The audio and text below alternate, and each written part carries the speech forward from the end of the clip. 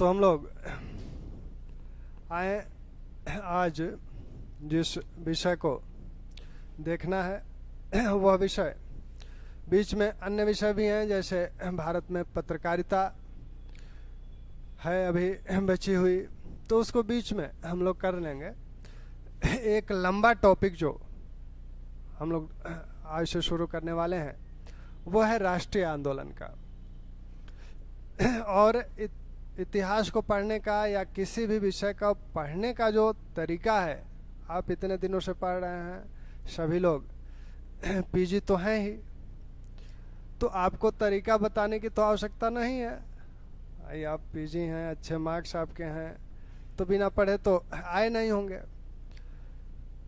तो लेकिन यहाँ जो आपको तरीके की जो आवश्यकता है, जो ज़रूरत है आपके अपने विषय में भी या जीएस में भी, वो ये है कि जिस भी विषय को आप पढ़ें, क्योंकि यहाँ सबसे ज़रूरी कंपटीशन में, एकेडमिक और कंपटीशन में जो सबसे बड़ा अंतर है वो ये है कि यहाँ आपका टाइम मैनेजमेंट महत्वपूर्ण होता है, और साथ में ये देखना होता है कि आपके जो प्रतिद्वंदी हैं वो क्या कर रहे हैं। एक थ्योरी होती है गेम थ्योरी।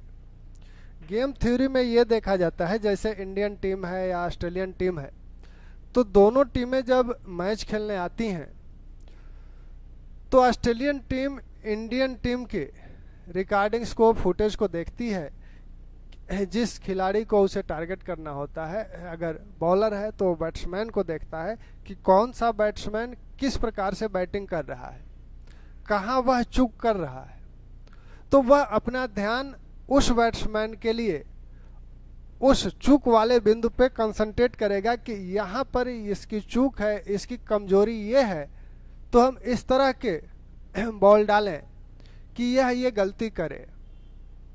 वैसे ही बॉलर, बैट्समैन जो है वो बॉलर्स का देखते हैं कि इस बॉलर द्वारा फेंकी गई गेंद कैसे आ रही है, कितनी स्विंग कर रही है, किधर जा रही है, इस पे हमें किस तरह का स्ट्रोक लगाना चाहिए, इसकी कमजोरी क्या है। तो गेम थ्योरी में यही देखा जाता है। तो आपको किसी प्रतिद्वंदी का अध्ययन नहीं करना है, लेकिन यह ध्यान रखना है, क्योंकि आपको 60% 70% गेन करने से बस मतलब नहीं है। आपको यहाँ जो मतलब है वो आपको इस जो आपकी सूची है, मेरिट लिस्ट है, इसमें स्थान प्राप्त करने की है। आपका स्थान यहाँ रहे, तो यहाँ स्थान रहने के लिए 60% पे भी रह सकता है, 70 पे भी रह सकता है, 80 पे भी रह सकता है। तो आप मैक्सिमम करने का प्रयत्न करेंगे और ये देखेंगे, जो आपके ग्रुप्स हैं, ग्रुप डिस्कशन करते हैं, तो उसमें आपको एक अंदाजा लग जाता है कि हमारा लेवल क्या है। आप उस लेवल को बढ़ाने के लिए तत्पर रहेंगे, प्रयास करेंगे। तो कंपटीशन में ये थोड़ी सी चीज़ें आवश्यक हो जाती हैं, और आपके जो 2 4 5 मित्र हैं उनके साथ आप जरूर डिस्कस करें और विषय को लेकर डिस्कस करें।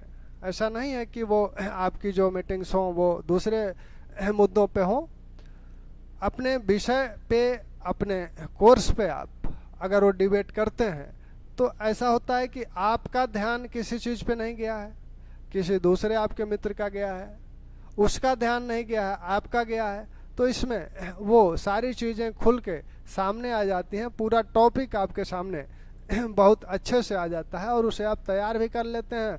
और एक मानव मात्र की जो इच्छा होती है कि हम सर्वश्रेष्ठ रहें, वो आप में भी रहनी चाहिए। आपस में मित्रों में जो ये सकारात्मक प्रतिद्वंदिता है यह रहनी चाहिए। अगर इस तरह का माहौल नहीं है तो आप खुद से भी कर सकते हैं। पेपर्स करिए, देखिए, पिछले वर्ष के मेरिट्स देखिए, कितनी मेरिट गई थी, और प्रयास कीजिए कि उस मेरिट से 2 4 प्रश्न आप ऊपर रहें। विशेषकर जो पीसीएस वाले कैंडिडेट्स हैं उनके लिए आप कभी भी अपने को जीएस फर्स्ट पेपर में 100 पे समेट के ना रखिए। ये ना समझिए कि अरे 98 100 95 100 कर लेंगे, हो जाएगा। आप हमेशा 110 प्लस का टारगेट लेके चलिए। ये हो जाता है, ऐसा नहीं है कि इतना आप नहीं कर लेंगे। 2 4 5 प्रश्न जो आप गलत करते हैं उन पे अगर आप कंट्रोल कर लेंगे तो ये 110 का आंकड़ा आप पार कर जाएंगे। तो इसका ध्यान रखें। तो हम लोग बात किसका करना चाह रहे थे? राष्ट्रीय आंदोलन की बात करना चाह रहे हैं कि राष्ट्रीय आंदोलन कैसे शुरू हुआ, क्या हुआ राष्ट्रीय आंदोलन में। तो राष्ट्रीय आंदोलन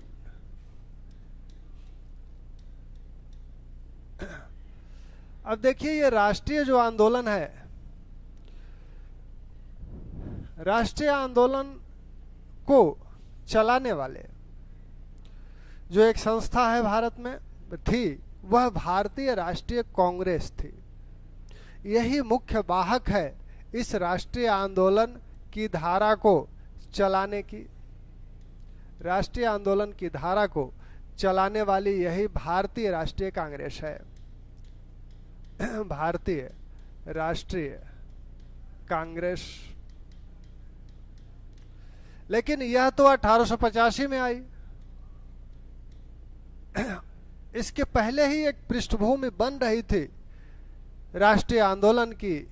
लोगों के मन में राष्ट्रीयता की भावना धीरे धीरे विकसित हो रही थी। कुछ ऐसे कारक एक साथ इकट्ठे हो रहे थे कि भारत में राष्ट्रीयता की भावना को बल मिल रहा था। यह 1885 में शुरू होती है और आपने अभी तक जो धार्मिक सुधार आंदोलन देखा उसमें अनेक ऐसे सुधारक आए जो प्रत्यक्ष या अप्रत्यक्ष रूप से राष्ट्रीयता की बात किए, या उनके कार्यों से, उनके विचारों से भारतीय जनता के मन में स्वतंत्रता की आस जगी, एक लालसा जगी। अब इस लालसा को जगाने के पीछे भी अनेक कारक हैं कि उन बुद्धिजीवियों के, उन सुधारकों में यह लालसा कैसे जगी। तो आज इन्हीं सब विषयों पे थोड़ा सा हम लोग देखें, राष्ट्रीय आंदोलन के चरित्र को किस तरह से ये डेवलप होगा, क्योंकि जैसे नींव होगी वैसी ही इमारत बनेगी। और किसी भी आंदोलन को चलाने के लिए एक सैद्धांतिक आधार की आवश्यकता होती है। बगैर एक सैद्धांतिक आधार के कोई भी आंदोलन न तो अपने किसी बड़े लक्ष्य को प्राप्त कर सकता है और न ही दीर्घजीवी हो सकता है। ऐसे में इस सैद्धांतिक आधार आएंगे कहाँ से? तो सैद्धांतिक आधार की अपनी एक पृष्ठभूमि है और उसी पृष्ठभूमि में से राष्ट्रीय आंदोलन के नेता इस सैद्धांतिक आधार का निर्माण करेंगे, जिसके बल पर, जिसके सिद्धांतों पर यह आंदोलन चल के अपने लक्ष्य को प्राप्त करेगा। आपके उद्देश्य अगर शुद्ध हैं, पवित्र हैं और रास्ता भी, आपके राह भी जो है, आपके कर्म भी पवित्र हैं, तो निश्चित रूप से उस उद्देश्य की प्राप्ति होगी। तो पहला तो मूल ध्येय यही है कि हमारे उद्देश्य क्या हैं, उद्देश्य पहले निर्धारित किए जाएं। क्योंकि जब तक आप अपना गोल निश्चित नहीं करते हैं तब तक आप किस दिशा में जाएंगे। गोल, जब सटीक गोल आपने निर्धारित कर लिया तो उस गोल तक पहुंचने का रास्ता भी आपको निर्धारित करना होगा। अनेक वैकल्पिक मार्ग होते हैं, तो उस वैकल्पिक मार्ग, जितने वैकल्पिक मार्ग हैं उनमें से किस मार्ग को आप चुनेंगे वो आपकी पारिस्थितिकी, आपके संसाधनों आदि पर निर्भर करेगा कि हम किस वैकल्पिक मार्ग को चुने।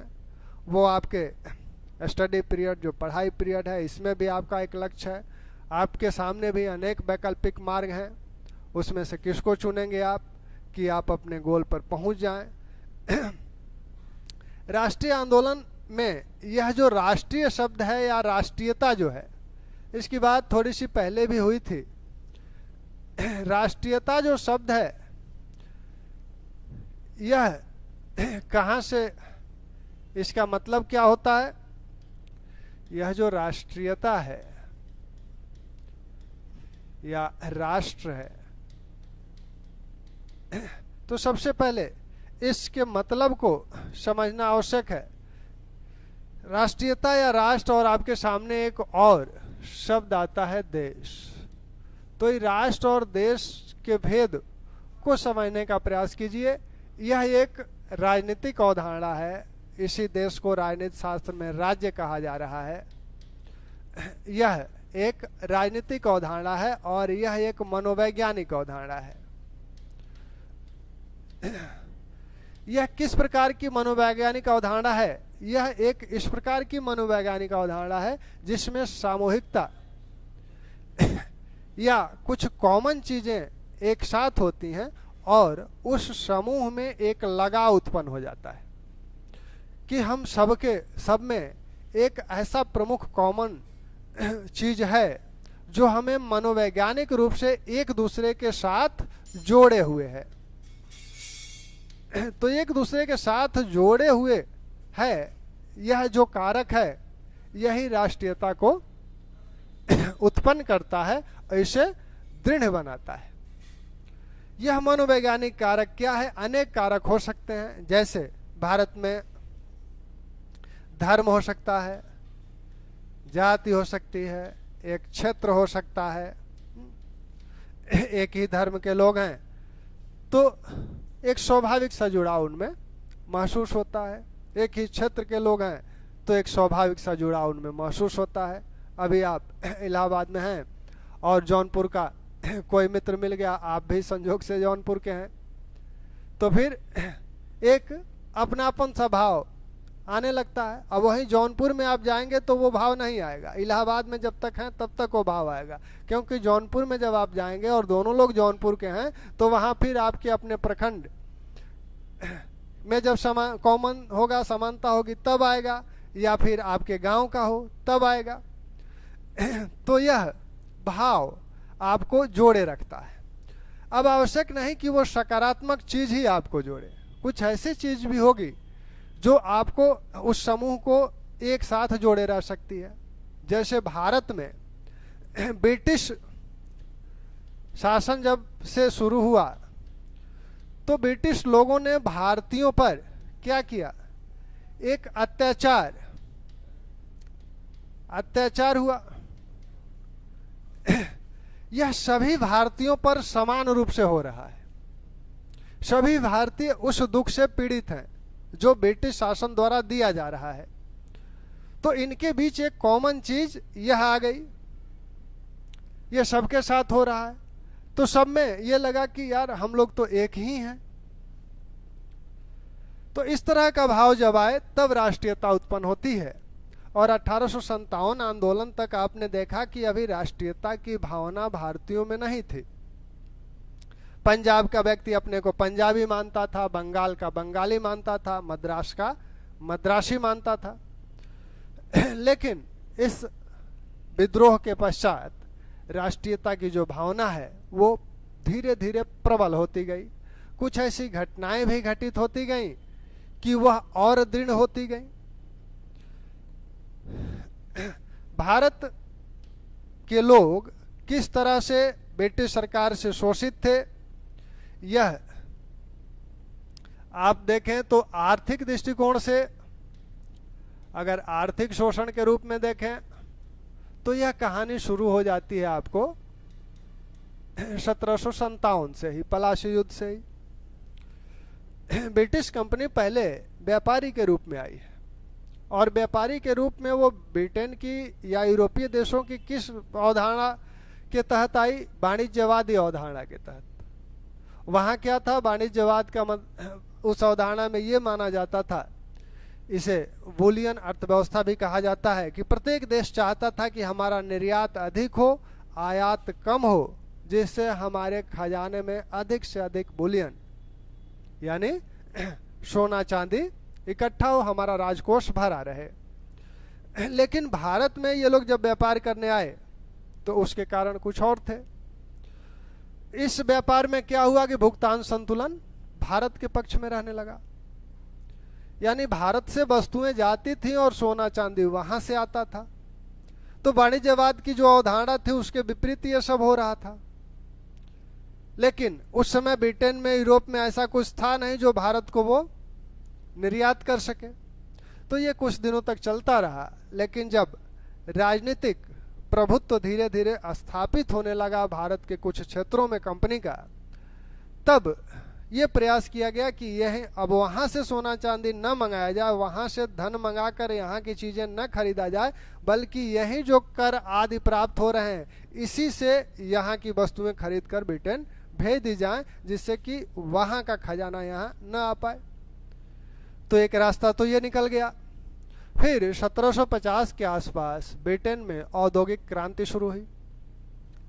अब उस औद्योगिक क्रांति को बढ़ावा देने के लिए ब्रिटिश योजनाकारों ने, उद्योगपतियों ने यह सोचा कि क्यों न भारत को कच्चे माल का केंद्र बना लिया जाए और अपना बाजार बना लिया जाए। तो कच्चे माल का स्रोत तो भारत था ही, कृषि प्रधान देश था। कपास, नील, चाय, तंबाकू, ये सब चीजें यहाँ उत्पादित होती थी। तो इसको बागान स्तर पर बड़े पैमाने पर इसका उत्पादन किया जाए और उस उत्पादन को ब्रिटेन भेजा जाए और वहाँ से वस्तुएं बनाकर फिर भारत भेजी जाए। यानी भारत को हम बाजार भी बना लें और भारत से हम कच्चा माल भी प्राप्त कर लें। तो शोषण का ये आर्थिक जो शोषण का की प्रक्रिया है या धन निकासी की प्रक्रिया है दादा भाई नौरोजी, इसी को धन निकासी की प्रक्रिया कहते हैं। ये धीरे धीरे प्रारंभ हुई। दादा भाई नौरोजी ने जो आर्थिक शोषण है उसको आरसी दत्त, दादा भाई नौरोजी, इन लोगों ने बहुत ही स्पष्ट तरीके से समझाया। यानी एक सैद्धांतिक आधार वो वहीं से शुरू करते हैं। 1860 के दशक में यह सैद्धांतिक आधार बनना शुरू हुआ कि भारत से धन की निकासी हो रही है। यानी भारत का धन ब्रिटेन जा रहा है, जो भारत में खर्च होना चाहिए, भारत की गरीबी इससे दूर होती, भारत का विकास होता, इसका औद्योगिकरण होता, वह नहीं हो रहा है। क्यों नहीं हो रहा है? क्योंकि यह धन ब्रिटेन जा रहा है। तो दादा भाई नौरोजी ने इस प्रक्रिया को, जो धन निकासी की प्रक्रिया है, इसे अनिष्टों का अनिष्ट नाम दिया था और भारत की गरीबी का कारण बताया। आरसी दत्त ने थोड़ा सा काव्यात्मक रूप में इसकी व्याख्या की। वो कहे कि जैसे सूर्य क्या करता है, नदियों से पानी वाष्प के रूप में प्राप्त करता है और वही जो है बारिश के रूप में फिर पानी बरसता है। तो वो कहते हैं कि यहाँ गंगा तट से वह वाष्प के रूप में प्राप्त करता है और ले जाकर टेम्स तट पर बारिश कराता है। जो बारिश गंगा तट पे होनी चाहिए थी वो बारिश टेम्स, लंदन टेम्स नदी के किनारे है, तो टेम्स पे होती है। तो इस तरह की एक सैद्धांतिक अवधारणा इन लोगों ने बनाई। आर्थिक शोषण में कई तरीके थे इनके। यह तो हो ही रहा है, यहाँ से, यहीं के धन से खरीद कर वस्तुएं जा रही हैं। साथ में जब वहाँ से सूती वस्त्र की जो जननी थी, मार्क्स कहते हैं कि जो सूती वस्त्र की जननी थी, उसको विनष्ट करके वहीं पर सूती वस्त्रों का ढेर लगा दिया ब्रिटेन ने। धीरे धीरे यहाँ के शिल्प उद्योग समाप्त हो गए। भारतीय जो सूती वस्त्र थे और जो रेशम के कपड़े थे वह बहुत पहले ही ब्रिटेन में प्रतिबंधित कर दिए गए थे। 1700 और 1720 में अधिनियम बनाकर ये प्रतिबंधित कर दिए गए थे। अगर उसका कोई प्रयोग करता है किसी भी रूप में तो 200 पाउंड का जुर्माना लगता था। तो ऐसे में ये लोग क्या करते थे, इन सामानों को, इन वस्त्रों को यूरोप के अन्य देशों में वितरित करके लाभ कमाते थे। छीट युक्त जो वस्त्र थे उनको भी बीच में 1780 में कुछ समय के लिए प्रतिबंधित किया गया था। यहाँ औद्योगिक क्रांति हुई है ब्रिटेन में, तो यहाँ जो माल बनेंगे वो धीरे धीरे बेहतर बनने लगे और सस्ते भी हो गए। व्यापक पैमाने पर जब उत्पादन होगा तो उनकी लागत भी कम आएगी। यहाँ शिल्प उद्योग धीरे धीरे समाप्त ही हो रहे हैं, क्योंकि यहाँ आपने देखा था कि रेशम बुनकरों को प्रताड़ित किया जाता था कि वो रेशम के वस्त्र न बुने बल्कि कच्चे रेशम को लपेटें और वो ब्रिटेन जाता था, वहाँ से वस्त्र बनकर आता था। तो इस प्रक्रिया में यह हुआ कि यहाँ से जो वस्तुएं आ रही हैं उस पर मिनिमम आयात शुल्क, जैसे 1813 में 3.5% आयात शुल्क इन पे लगता था, और भारत से जो वस्तुएं जा रही हैं इन पर 78% ब्रिटेन में आयात शुल्क लगता था। तो ये बराबरी कैसे करेंगी? यानी भारतीय वस्तु वहाँ बहुत महंगी हो जाएगी और ब्रिटिश वस्तु भारतीय वस्तु की अपेक्षा यहाँ सस्ती रहेगी, तो डिमांड उसकी स्वाभाविक रूप से बढ़ेगी। पहले मोटे वस्त्र ये नहीं बनाते थे, अब भारत में देखें कि मोटे वस्त्रों की मांग, डिमांड बहुत है, तो मोटे वस्त्र भी आने लगे। और लॉर्ड लिटन के समय इन्हें भी आयात शुल्क से, सीमा शुल्क से मुक्त कर दिया गया 1789 में। तो वो यहाँ भारतीय बाजार को प्राप्त करने में सफल रहे। भू राजस्व व्यवस्थाएं आप देखें ही हैं, तीनों प्रकार की जो भू राजस्व व्यवस्थाएं थी उसमें किस तरह का शोषण हो रहा था। तो ये तो इनका आर्थिक शोषण था। दूसरा, जो 1857 विद्रोह के पश्चात एक प्रजातीय भावना डेवलप हुई। प्रजातीय भावना का मतलब है कि अब दोनों वर्ग, भारतीय और ब्रिटिश, एक दूसरे से अलग थलग रहने लगे।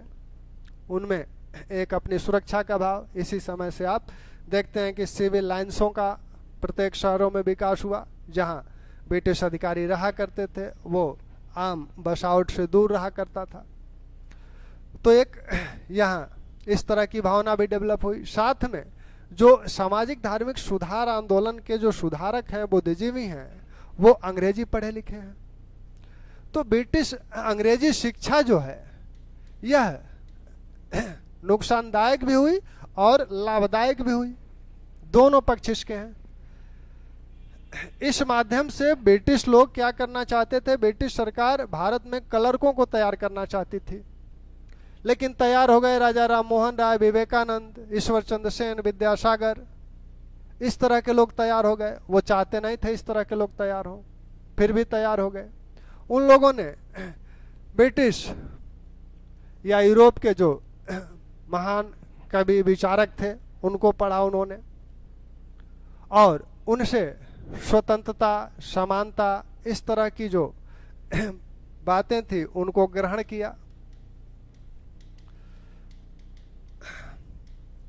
अब उसको ये लोग यहाँ भारत में इसको लागू करने के विषय में सोचने लगे कि यूरोप में अगर इस तरह का समाज है, इस तरह की परिस्थिति है, तो भारत में क्यों नहीं हो सकती, ये भारत में कैसे होगी। तो इस तरह के विचार इनके मन में आने लगे और ये अपने समाज की बुराइयों को देख सकने में सक्षम हुए। यूरोपीय समाज की प्रगतिशीलता जो थी, उस प्रगतिशीलता को भारतीय समाज में कैसे आरोपित किया जाए, रोपित किया जाए, इस तरह की बात ये सभी विचारक सोचने लगे। और पहले वो अपने समाज, अपने धर्म का सुधार करना चाहते थे, जिससे जो हमारा समाज बटा हुआ है विभिन्न जातियों में, विभिन्न वर्गों में, स्त्री पुरुष में, अगर जब तक ये बटा है तब तक राष्ट्रीयता की भावना नहीं आ सकती। तो यह जो बंटवारा है ये गौण हो जाए, सबसे ऊपर क्या आ जाए, सबसे ऊपर हमारा राष्ट्र आ जाए। तो ये इन सुधारों के माध्यम से ये लोगों को इस सोच के लिए सक्षम बनाने में सफल हुए कि हमारा सबसे बड़ा दुश्मन कौन है, उसको हम पहचानने में सफल हों। पहले, अबे लड़ाई तो बाद की बात है, पहले तो पहचाने कि हमारा दुश्मन सबसे बड़ा है कौन। तो मानसिकता को इस तरह से तैयार किया इन लोगों ने कि जिससे भारतीयों में यह सोच धीरे धीरे डेवलप होने लगी। और दयानंद सरस्वती ने सीधे सीधे कह दिया कि अच्छा से अच्छा विदेशी राज्य, या इसको दूसरे रूप से कहें कि बुरा से बुरा स्वदेशी राज्य भी अच्छे से अच्छे विदेशी राज्य से हमेशा अच्छा होता है। तो वो स्वदेशी की बातें करने लगे और भारत भारतीयों के लिए है, इसकी बात करने लगे। इन विचारकों ने जो भारतीय संस्कृति, पुरानी जो संस्कृति थी, उस पर जो प्रकाश डाला, उसकी विशेषताओं की व्याख्या की, उसकी विशेषताओं को लोगों को बताया, तो लोगों में एक आत्मगौरव का विकास हुआ।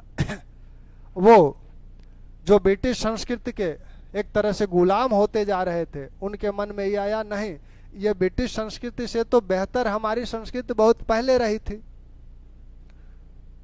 तो वो तो यही कहते थे कि वो ब्रिटिश लोग तो ये मानते थे कि ईश्वर ने हमारे ऊपर ये भार दिया है इन असभ्यों को सभ्य बनाना, लेकिन जब हम अपनी अपनी प्राचीन जो संस्कृति है, गौरवशाली संस्कृति को जाने, तब ये लगा कि हम तो पहले ही इतने, हमारी संस्कृति डेवलप थी, ये क्या हमें संस्कृत सिखाएंगे, ये हमें कल्चर सिखाएंगे। इस तरह की भाव जब आई, तब धीरे धीरे राष्ट्रीयता का विकास। तो अंग्रेजी भाषा से क्या हुआ, दूसरी तरफ अंग्रेजी भाषा ने क्या किया, अंग्रेजी भाषा ने एक कॉमन भाषा दी भारत को। अभी तक बंगाली बंगाली में बोलता था, मद्रासी तमिल में बोल रहा है, पंजाबी पंजाबी में बोल रहा है, संवाद करने में बहुत कठिनाई होती थी। अब एक कॉमन भाषा मिल गई, यानी पंजाब का भी अगर अंग्रेजी पढ़ा लिखा कोई विद्वान है, बुद्धिजीवी है, बंगाल के अंग्रेजी पढ़े लिखे बुद्धिजीवी से बहुत ही सरलता के साथ संवाद कर सकता है। तो एक कॉमन भाषा इसने दे दी।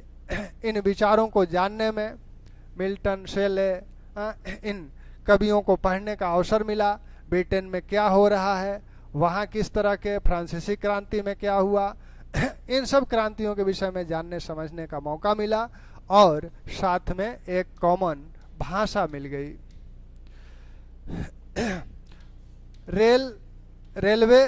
रेलवे ने क्या दिया, रेलवे के विषय में अर्नाल्ड ने कहा था कि यह और कुछ भले न करे, लेकिन भारत को एक राष्ट्र बना देगी। भारत अभी एक राष्ट्र के रूप में डेवलप नहीं था। उसने कहा था कि ये और कुछ भले न करे, लेकिन भारत को एक राष्ट्र बना देगी, जो निरंकुश से निरंकुश शासक भी नहीं कर पाए, वह यह कर देगी। यह रेलवे को लाने का उद्देश्य क्या था, रेलवे को लाने का उद्देश्य, दो उद्देश्य थे, एक आर्थिक उद्देश्य था, एक सैनिक उद्देश्य था। आर्थिक उद्देश्य था, एक सैनिक उद्देश्य था। आर्थिक उद्देश्य यह था कि हम जो कच्चे माल हैं सुदूर क्षेत्रों में, भारत के सुदूर क्षेत्रों में ये कच्चे माल बंदरगाह से दूर ये कच्चे माल उत्पादित होते हैं, वहां से इन कच्चे मालों को बंदरगाह तक लाने में सुविधा होगी, जहां से यह ब्रिटेन फिर चला जाएगा। दूसरी बात कि ब्रिटेन से जो माल निर्मित माल आएंगे वो बंदरगाह तक तो आ जाएंगे, यहाँ से इनका वितरण भीतरी भारत में कैसे होगा, तो रेलवे के माध्यम से इनका वितरण भारत में हो जाएगा, यानी पूरे भारत को एक बाजार के रूप में डेवलप किया जा सकता है। ये प्रथम उद्देश्य था डलहौजी के समय। दूसरा उद्देश्य यह भी था कि सैनिक उद्देश्य, कि हम सुदूर क्षेत्रों तक कम समय में अपने सैनिकों को भेज सकते हैं। यानी अगर कहीं मान लीजिए विद्रोह होता है, 1857 में कुछ सहायता इससे मिली थी, तो विद्रोह होता है तो क्या होगा कि सेना का तुरंत वहां कुछ हो सकती है, कुछ कर सकती है। तो ये दो लाभ थे। और इस रेलवे को लाने के लिए ब्रिटिश सरकार ने अपनी पूंजी नहीं लगाई। ये रेलवे जो आया, जो पूंजी लगी, वो निजी पूंजी थी, निजी क्षेत्र की पूंजी थी। ब्रिटिश उद्योगपतियों ने ये पूंजी लगाई, और ये पूंजी लगाने के लिए वो कैसे प्रोत्साहित हुए, इतनी बड़ी पूंजी वो कैसे लगाएंगे। तो ब्रिटिश सरकार ने इन्हें यह गारंटी दी थी कि आपको 5% लाभ मुनाफा देने की हम गारंटी देते हैं, आप पूंजी लगाइए। ठीक। अब ये उद्देश्य तो इनका ये था, इस उद्देश्य को पूरा भी किया रेलवे ने, लेकिन साथ साथ अन्य चीजें भी हुई। अब मद्रास और कलकत्ता के बीच की दूरी कम हो गई। पहले क्या था कि मद्रास का कोई व्यक्ति अगर कलकत्ता जाना चाहता था, या कोई सम्मेलन करना चाहता था, कोई समारोह करना चाहता था, तो यहाँ से यहाँ जाने में 5-6 महीना 7 महीना लगेगा, वो जा नहीं पाता था। अब यह काम आसान हो गया, यानी ये अब मिल सकते हैं। दूसरी बात, जो भारतीय जाति व्यवस्था थी उस पे भी रेलवे ने आघात किया। किस रूप से आघात किया? एक ही डब्बे में, एक ही कोच में एक निम्न जातीय व्यक्ति भी बैठा है, उसी सीट पे एक सवर्ण भी बैठा है। पहले क्या था कि वह वहां नहीं बैठेगा, अगर ब्राह्मण या कोई सवर्ण है तो वह ऊपर बैठेगा, वह नीचे बैठेगा या दूर बैठेगा, इस तरह की भावना थी। लेकिन वो यह तो वहां लागू नहीं हो रही है। तो धीरे धीरे इस चीज के लिए लोग अभ्यस्त होते गए, और ऐसा लगने लगा कि यार पास बैठने में फिर क्या जा रहा है। तो इस तरह से इसने दूरियों को समाप्त किया, लोगों को मिलाया, और यही तो राष्ट्रीयता के लिए चाहिए थी। तो इसीलिए अर्नाल्ड ने कहा कि यह क्या करेगी, रेलवे भारत को एक राष्ट्र बना देगी, राष्ट्र बना देगी। और यह जो 5% की पूंजी दी गई थी, 5% मुनाफे की जो गारंटी दी गई थी ब्रिटिश निजी या ब्रिटिश उद्योगपतियों को पूंजी लगाने के लिए, इसके विषय में तिलक ने बड़ी एक टिप्पणी की है। उन्होंने कहा कि यह तो वैसे ही है जैसे, अब इसका खर्च कौन उठाएगा, भारतीय उठाएंगे। भाई गारंटी तो सरकार दे रही है, लेकिन सरकार के पास धन कहां से आ रहा है, भारतीयों से, यानी भारत की जनता का यह धन है, इस धन से यह गारंटी दी जा रही है इन उद्देश्यों को प्राप्त करने के लिए। आपने अपने उद्देश्य के लिए ये सब कुछ किया है, आपके ये उद्देश्य पूरा होंगे और भार कौन उठाएगा, भारतीय जनता उठाएगी। तो तिलक ने इसी पे टिप्पणी किया था कि यह वैसे ही है जैसे कोई व्यक्ति दूसरे की पत्नी के श्रृंगार पिटार का खर्चा उठाए। पत्नी दूसरे की है, श्रृंगार पिटार का खर्चा आप उठाएंगे, बन संवर के किसके सामने खड़ी रहेगी? तो रेलवे ने यह काम किया। कुछ ऐसी घटनाएं घटी भारत में 1760 और 80 के बीच में, जिसने इस राष्ट्रीयता की भावना को और तीव्र किया। वहाबियों का विद्रोह, वहाबी विद्रोह में आपने देखा कि मेओ की हत्या की गई थी अंडमान में 1872 में मेओ की हत्या कर दी गई। एक वहाबी अमीर खां पर मुकदमा चलाया गया था कलकत्ता कोर्ट में। वहां सेशन जज, वहां के जो चीफ जस्टिस थे, उन्होंने आजीवन कारावास की सजा दे दी और इसी के विरोध में मेओ की हत्या कर दी गई। तो मेओ की हत्या कोई साधारण चीज नहीं है, एक गवर्नर जनरल की हत्या की जा रही है। फिर अनेक किसान विद्रोह हुए, 1857 का विद्रोह हो ही चुका है। तो एक माहौल इस तरह का बन गया है कि ब्रिटिश राज्य को समाप्त करना चाहिए, या अगर समाप्त नहीं भी करना है फिर भी ये शासन में जो है सुधार की प्रक्रिया शुरू होनी चाहिए।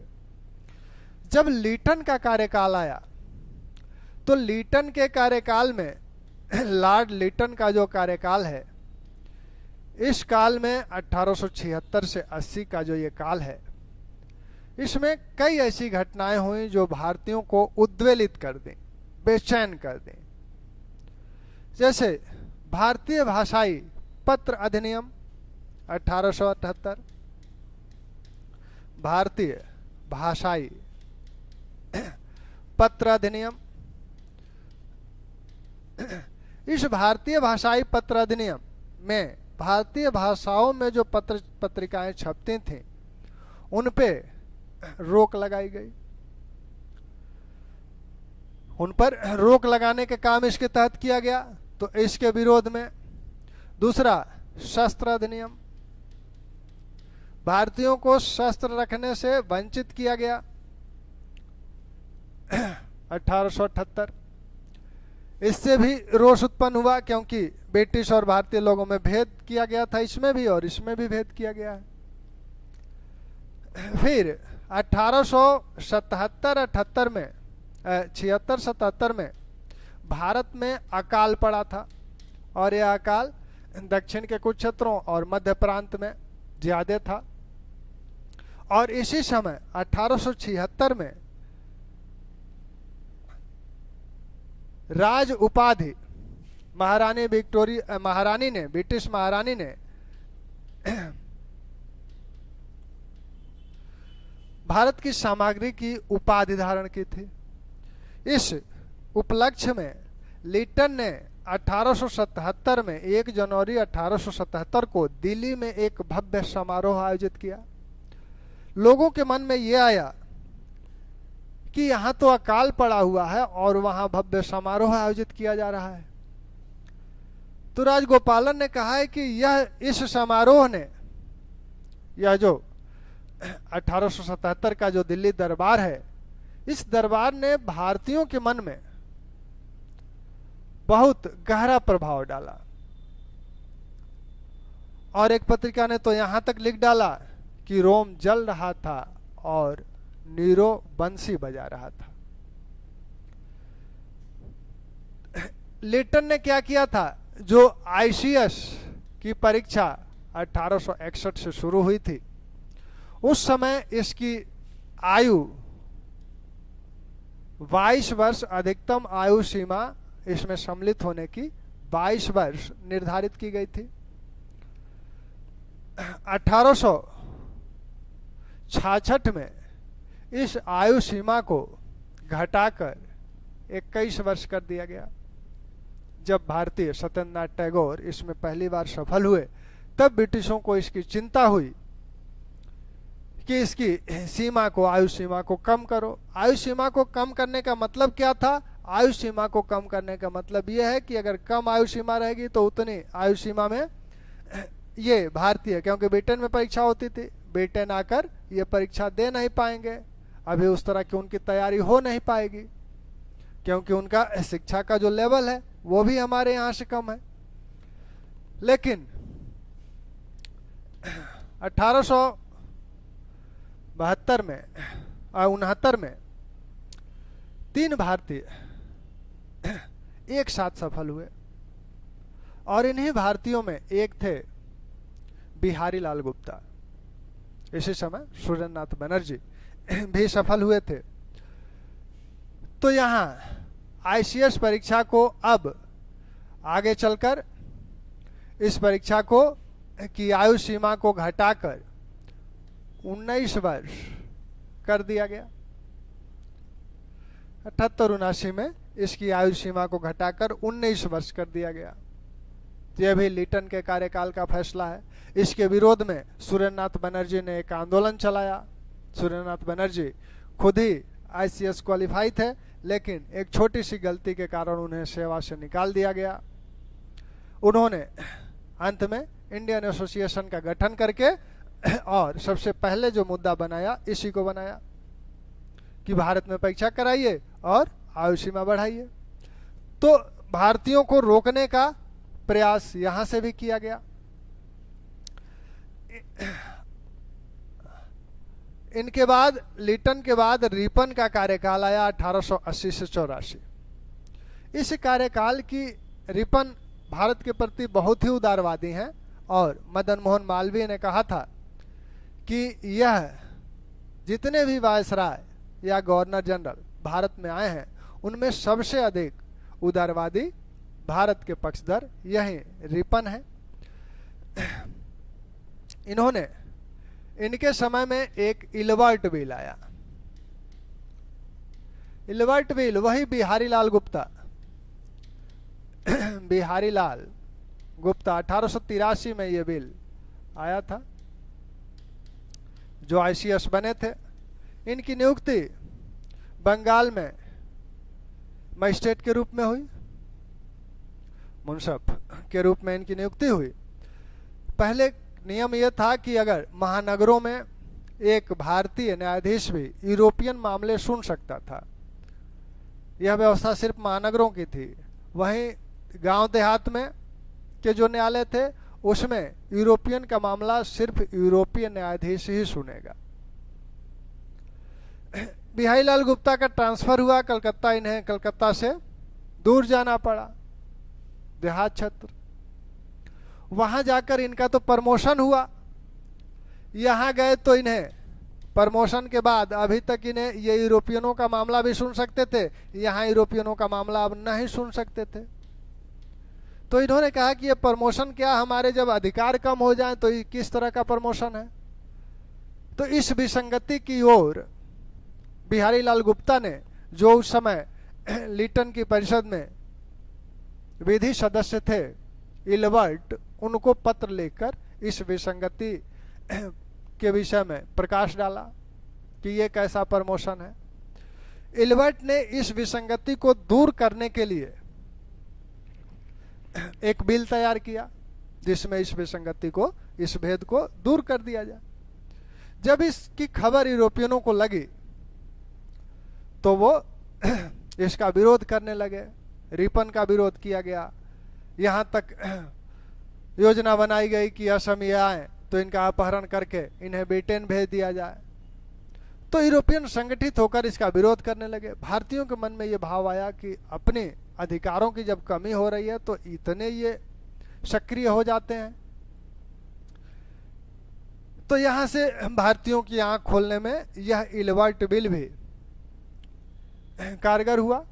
यहाँ ये अधिकार इसलिए नहीं दिए जाते थे क्योंकि यहाँ मान लीजिए जैसे विभिन्न जो बागान मालिक हैं ये भारतीयों पे अत्याचार करते रहते थे। यूरोपियन जो न्यायाधीश थे उन्हें छोटी मोटी सजाएं देकर मुक्त कर देते थे। अगर यहाँ भारतीय न्यायाधीश हो तो वो मामले की सही तहकीकात करके उचित दंड देगा। तो इस इल्बर्ट बिल को हालांकि इसमें अब समझौता करना पड़ा। अब ये हुआ कि यहाँ पर एक ज्यूरी हो जिसमें अमेरिकन और यूरोपियन न्यायाधीशों का बहुमत हो, तब यहाँ फैसला किया जाए। तो इस तरह का एक समझौता हुआ। अंततः रिपन को भारत से जाना पड़ा।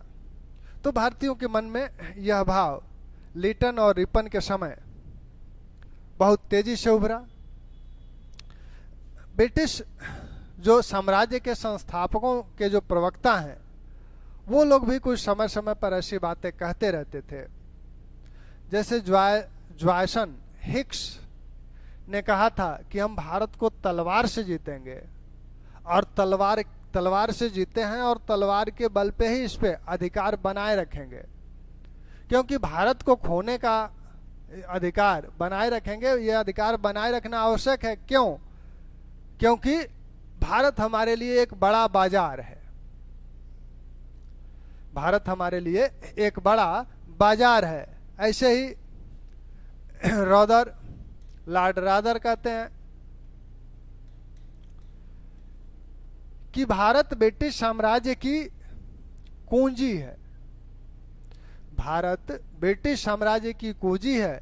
अगर इसे हम खो देंगे तो हमारा साम्राज्य ध्वस्त हो जाएगा, पहले आर्थिक रूप से फिर राजनीतिक रूप से। रॉदर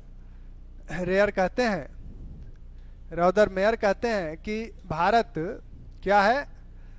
ब्रिटिश साम्राज्य की कुंजी है और यह कुंजी अगर हमने खो दिया तो ब्रिटिश साम्राज्य ध्वस्त हो जाएगा, पहले आर्थिक रूप से फिर राजनीतिक रूप से।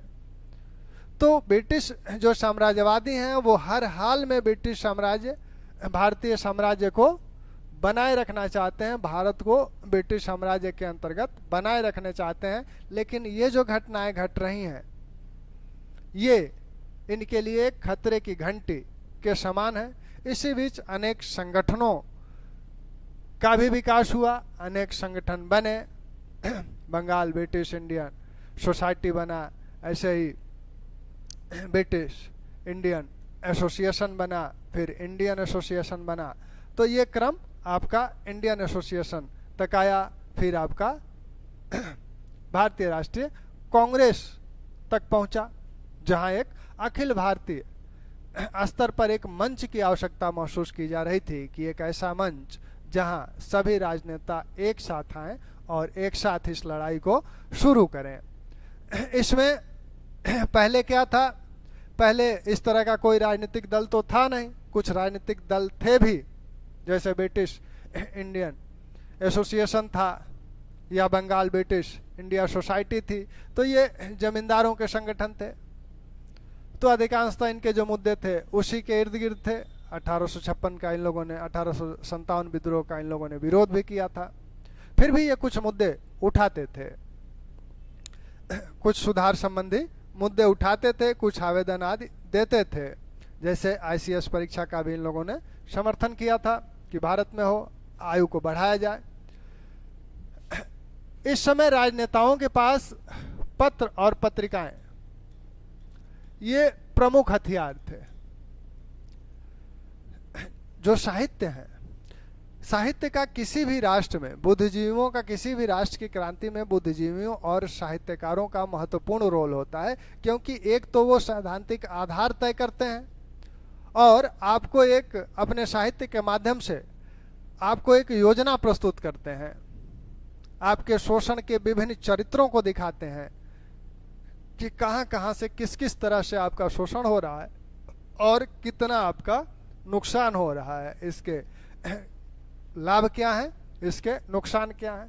तो वो सारा खाका वो खींच कर देते हैं और उस साहित्य से क्या होता है कि जनता में राष्ट्रीयता की एक भावना का विकास होता है। वही कार्य यहाँ शुरू हो रहा है। राष्ट्रीय पत्रकारिता के जनक जो माने जाते हैं वो राजा राम मोहन राय माने जाते हैं। संवाद, कौमुदी और मिरातुल अखबार से यह सफर शुरू होता है और पूरे राष्ट्रीय आंदोलन में जितने भी बड़े राजनेता हैं सबकी अपनी अपनी एक दो पत्र पत्रिकाएं हैं जिसके माध्यम से वह लोगों से अपना संवाद निरंतर करते रहते हैं। ऐसे ही साहित्य में भारतेंदु जैसे साहित्यकार आए, बाल मुकुंद जैसे साहित्यकार आए, हुसैन हाली जैसे जो उर्दू के साहित्यकार आए, गुलाम हुसैन जैसे लोग आए। इन लोगों ने अपने साहित्य के माध्यम से, भारतेंदु ने भारत दुर्दशा के माध्यम से भारत की दुर्दशा का चित्रण किया। लोगों के मन पर इसका बहुत प्रभाव पड़ा। तो ये सभी कारक मिलकर लोगों के मन में अपने अधिकारों के लिए, अपनी स्वतंत्रता की लालसा जगाने में सफल हुए। अब इस आंदोलन को 1885 से चलाएगी भारतीय राष्ट्रीय कांग्रेस। ये चलेगा, लेकिन एक मोटा माटी बात जान लीजिए कि यह भारतीय राष्ट्रीय कांग्रेस द्वारा संचालित आंदोलन है। लेकिन सिर्फ कांग्रेस ही नहीं है, अन्य अनेक दल भी हैं। मजदूरों के अपने दल हैं, कृषकों के अपने दल गठित हैं और कांग्रेस की भी कई धाराएं हैं। मार्क्सवादी हैं, कांग्रेस पहले उदारवादी है, बाद में क्रांतिकारी होती है। तो इस धारा में ये ऐसी धारा है कि छोटी छोटी धाराएं इसमें समय समय पर आकर मिलती जाती हैं। छोटी छोटी धाराएं इसमें समय समय पर आकर मिलती जाती हैं। यह भारतीय राष्ट्रीय आंदोलन का नेतृत्व कर रही है। जब यह धारा थोड़ी सी शिथिल होती है, मुख्य धारा जब शिथिल होती है तो ये जो छोटी छोटी उपधाराएं हैं वो इस आंदोलन को आकर थाम लेती हैं। जैसे जब जब राष्ट्रीय आंदोलन थोड़ा सा शिथिल हुआ, जैसे स्वदेशी आंदोलन जब चला, तो स्वदेशी आंदोलन की शिथिलता के पश्चात, क्योंकि उस समय फिर सूरत विभाजन हो गया और आंदोलन एक तरह से बिखरने के समान हो गया, तब क्रांतिकारियों ने आकर इस आंदोलन की बागडोर थाम ली। और प्रथम चरण के क्रांतिकारी आंदोलन इसी समय आपको देखने को मिलते हैं। 1808 से लेकर 1807-8 से लेकर 1907-8 से लेकर 1914-15 तक। वो सिर्फ यहीं भारत में ही नहीं बल्कि विदेशों और अमेरिका, कनाडा से भी इस आंदोलन का नेतृत्व करते हैं। गदर जैसे संगठन इसी समय बनते हैं। तो लोगों के बीच जो राष्ट्रीयता की भावना थी, जो स्वतंत्रता की भावना थी, उसको प्राप्त करने की लालसा यहाँ मध्यम न पड़ जाए। वह ज्योति जो एक जलाने का प्रयास किया गया था स्वदेशी आंदोलन के माध्यम से, वह धीमा ना हो जाए, बुझने न लगे। उसमें इन क्रांतिकारियों ने, नौजवानों ने इसे आगे बढ़ाया, इस आग को जीवित रखा। पुनः जब रौला टेक्टाया तो फिर यह मुख्य धारा सक्रिय हुई और आगे चली। लेकिन आगे यह असहयोग आंदोलन का नेतृत्व करने लगी। खिलाफत और असहयोग आंदोलन चले, लेकिन 1922 में चौरी चौरा की घटना के पश्चात इस असहयोग आंदोलन को विराम देना पड़ा। तब फिर क्रांतिकारी आते हैं, वहां फिर क्रांतिकारी आते हैं। यह जो धारा थमने जैसी दिखने लगती है, फिर वो आके इस द्वितीय चरण के जो क्रांतिकारी आंदोलन है, खुदीराम, भगत सिंह, सचिंद्र सन्याल, चंद्रशेखर आजाद, इस तरह के लोग फिर इस आस को बनाए रखना चाहते हैं। तो यह जो धारा चल रही है, फिर बीच में साम्यवादी आते हैं, मार्क्सवादी आते हैं। वो कांग्रेस के जो विचारधारा है उसको प्रभावित करते हैं और उसके अनुरूप थोड़ी सी कांग्रेस की विचारधारा प्रभावित होती है और कृषक मजदूर भी इस आंदोलन में सहभागी बन के कार्य करने लगता है। और अंततः भारतीय राष्ट्रीय कांग्रेस के नेतृत्व में यह आंदोलन अपने मुकाम पर पहुंचता है और 1947 का वो दिन भी आता है जब हम स्वतंत्र होते हैं। और आधी रात में जब पूरी दुनिया सो रही थी तो हम स्वतंत्रता देवी की आराधना कर रहे थे। ठीक है, तो इसी क्रम को हम लोग कल जो कांग्रेस के पहले के जो राजनीतिक संगठन हैं उनकी बात करेंगे। धन्यवाद।